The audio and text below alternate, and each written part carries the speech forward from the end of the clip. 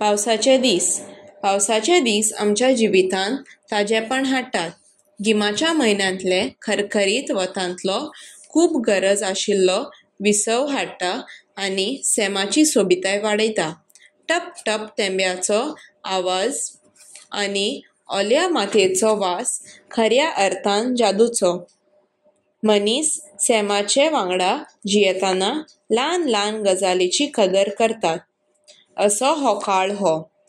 पावसाच्या दिसांनी लोक घरांत रावंक सोदता, थोडी पुस्तकां वाचता, थोडी सिनेमा पळयतात आनी थोडी फक्त कुटुंबा आनी इश्टां वांगडा वेळ सारतात. पावसाच्या दिसांनी च्या आनी भजिया सगळ्याच्या रुचीचे.